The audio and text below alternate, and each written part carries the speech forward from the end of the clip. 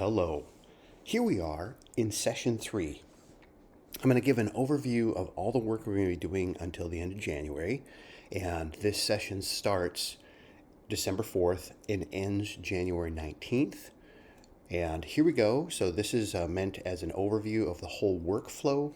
And So first off, inside our Schoology folders, you always have the schedule, which looks like this. So we can see on December 4th, it starts. These colored days are work days. We have winter break, the green days, and we come back. And then the 12th, everything is done. The purple days are when we are presenting to advisory and peer review. And then we wrap up with post-production and finishing up our documentation. So that's that. Now, the professional quotient rubric, you know what that is. We're going to continue to evaluate this. We're not doing December, we're skipping that, but we'll do it again in January. So that's that. Coming back over here, project tracking sheet, we are familiar with this. Let's go over here. So for each course, so game design, it's the same process we went through for session 1 and 2. And you can see the dates are updated up here. This is to help us track all the little things we're doing along the way on a production cycle. And it looks the same for film.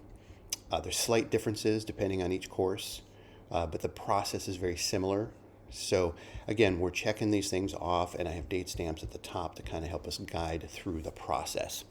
A reminder that the project tracking sheet, this thing, is to help us. That is my cat. She is seeing another cat outside the window. This is to help us track the steps step by step and kind of track what we're doing. So my cat is now going to be a part of this process. So there we go. So we track things. Now let's take a look at this another way. Obviously, you can look at assignments over on the top right corner and keep track of those, the ones that are coming up. But I also have the session 3 folder. So all the assignments are in here, and they go chronologically in order for us to track through. So let's take a look at what that looks like if we go inside the folder. So this document is the same information, but I'm writing it down so that you could see in one spot exactly what you do for each assignment. And it's a brief overview for each assignment. The due dates are a part of this as well. So if you're trying to track all the things we do and when we do them, this is an overview for the next month and a half. So I recommend looking at this and tracking each step that we do. Again, we do this in class. I'm reminding you, it's all due dates that are in Schoology and on the calendar. But when we look at the specifics for each project that we're working on, for instance, if I click on the pitch, the what, why, how, and where components are the same for each assignment. I write down this format. So you should be reading these. So the what obviously tells you what we're doing. Why, this is the background coming from the advisory committee, world of work, preparing you for college or career. And where we do it, and then the how. The how is the most important thing for you so that you can click on things and go step by step through it. If there are resources we're using, for instance, a blog post template, you will click on that, copy and paste it into your blog, and fill it in. And as always, there's instructions inside each template for you to follow. And that is not new. It's the same process.